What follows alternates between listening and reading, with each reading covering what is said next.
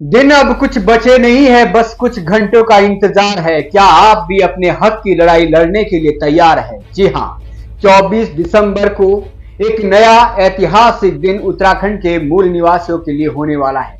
ऐसा मैं इसलिए कह रहा हूं क्योंकि 24 दिसंबर को मूल निवास स्वाभिमान रैली के लिए उत्तराखंड के विभिन्न महानुभावों ने जिस तरीके की अपील की है, प्रत्येक उत्तराखंड वासी से, नर नारी से, युवा बुजुर्ग से ऐतिहासिक पेड़ मैदान में एकत्र होने की, वो देखने वाला क्षण होगा कि जब कल की नई सूर्य की किरण निकलेगी तो क्या उत्तराखंड का हर एक व्यक्ति नई जागृति के साथ ऐतिहासिक परेड मैदान में उपस्थित हो पाएगा। इससे पूर्व हमने आपको सुनाई थी मशहूर लोक गायक नरेंद्र सिंह नेगी की प्रतिक्रिया, और आज काशी सिंह एरी के साथ ही ज्योत सिंह बिष्ट और राजीव नैन बहुगुणा ने भी सोशल मीडिया पर एक अपील की है। उन्होंने समझाया है कि आखिर में किस तरीके से इस उत्तराखंड के मूल निवासियों के साथ भेदभाव किया जा रहा है, आखिर क्यों इस मूल निवास स्वाभिमान रैली के लिए हर कोई अपील कर रहा है। अभी तक इस रैली के प्रति जो एक रुझान देखने को मिलता है, वो दलगत राजनीति से ऊपर उठकर उत्तराखंड वासी अपने हित की लड़ाई लड़ने के लिए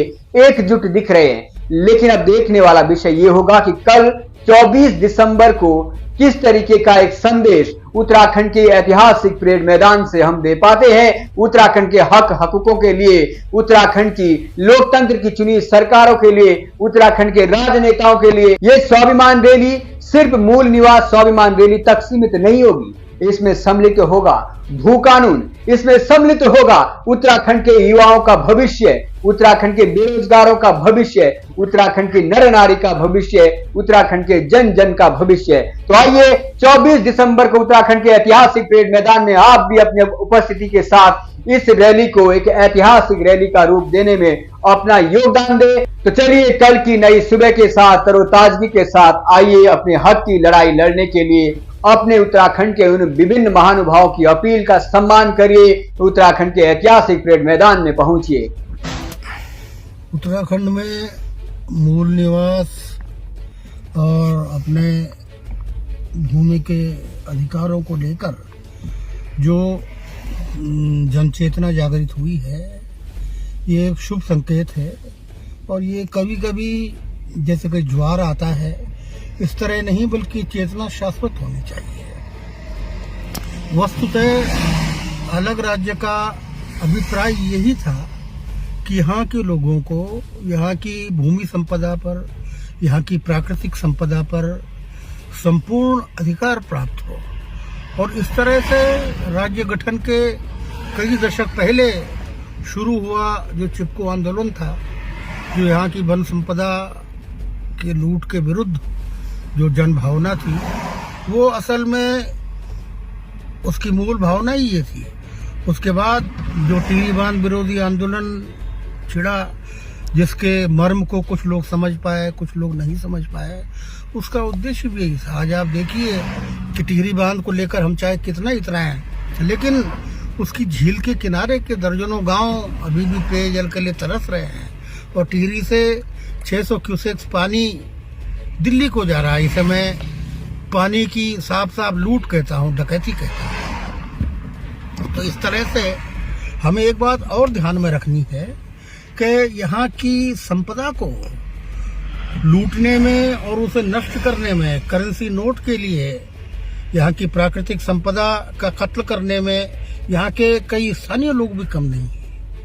इसलिए जो लोग जो सो कॉल्ड ये एक्सप्रेस हाईवे, क्या 4 लेन ऑल वेदर रोड जिसे कहते हैं, उसमें जो लोग शामिल हैं, जो यहाँ भस्मासुरी घातक सुरंगें बनाने में जो स्थानीय लोग शामिल हैं, जो रेत बजरी खनन में जो लोग शामिल हैं, वो भी इस लूट के कम दोषी नहीं हैं।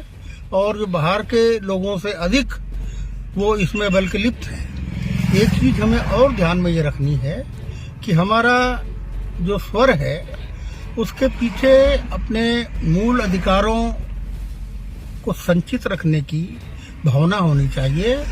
ये किसी भी तरह से जो देश के अन्य इलाकों के लोग हैं, उनके प्रति इसमें दुर्भावना नहीं होनी चाहिए, क्योंकि हमारे उत्तराखंड के लोग बड़ी तादाद में देश के विभिन्न भागों में रहते आए हैं। और यहाँ उत्तराखंड में भी 1000 साल के भीतर यहाँ की जो बड़ी आबादी है वो बाहर से आके बसी है, इसलिए कहीं भी इसमें दूसरे देश के अन्य भाग के लोगों के प्रति घृणा नहीं होनी चाहिए।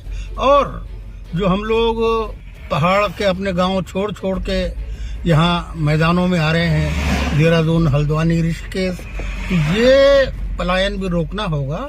और हमें चाहे कुछ कठिनाई में भी रहना पड़े, लेकिन अधिक से अधिक अपने गांवों को, अपने पहाड़ों के गांवों को समृद्ध करना होगा, आत्मनिर्भर करना होगा। दोस्तों नमस्कार।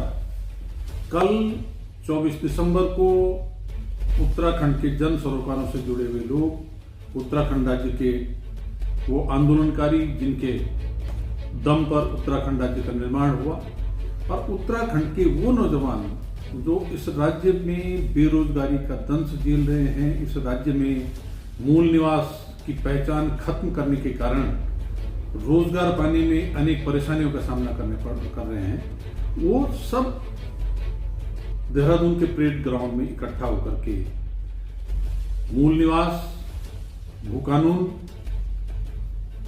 की जंग की शुरुआत कर रहे हैं। उत्तराखंड राज्य के निर्माण का जो मकसद था, उस मकसद को पूरा करने के लिए एक सख्त भूकानून की जरूरत है, और जो मूल निवासी हैं उनकी पहचान बरकरार रहे, इसलिए इस कानून का जो वर्तमान स्वरूप है उसमें बदलाव की जरूरत है। तो इस महत्वपूर्ण मुद्दे पर जो जन आंदोलन हो रहा है, उसमें हम सब की भागीदारी बहुत जरूरी है। आप किसी भी राजनीतिक दल से संबंध रखते हो, किसी सामाजिक संगठन से संबंध रखते हो, किसी और क्षेत्र में काम कर रहे हो, लेकिन सरकारी क्षेत्र से बाहर हो, आप सबसे हमारा आह्वान है कि आइए और इस आंदोलन को सफल बनाइए। सरकार को इस बात के लिए मजबूत संदेश देने का काम कीजिए कि अगर भूकानून उत्तराखंड की राज्य की जनता के अनुरूप नहीं बनेगा, अगर मूल निवास का अधिकार वापस नहीं मिलेगा, तो फिर उसके परिणाम सरकार को भुगतने के लिए तैयार रहना चाहिए। सरकार इसमें जो हील हवाली कर रही है, जो चीजों को खींचने का काम कर रही है, उसके बजाय फैसला लेने का काम करे, और कल से पहले फैसला लेकर के जो हमारे इन नौजवानों की मांग है उसको पूरा करने का काम करे। मुझे उम्मीद है कि सरकार समय रहते उचित फैसला लेगी। तो आइए इस आंदोलन में भागीदार बनकर के इसको सफल बनाइए। सबका स्वागत। लेकिन मुख्य दो है, मूल निवास प्रमाण पत्र और सख्त भूकानून। ऐसा भूकानून जो यहाँ की जमीन को, यहाँ की अस्मिता को, यहाँ के लोगों के हकों को बचा सके। ये तो व्यापक मात्रा में अतिक्रमण हो गया है। कोई पूछ नहीं रहा कि आप जमीन कितना खरीदे, कहाँ खरीदे, किस लिए खरीद रहे हैं। कल के दिन हमने कहा था, हमने तो 371 की मांग की थी।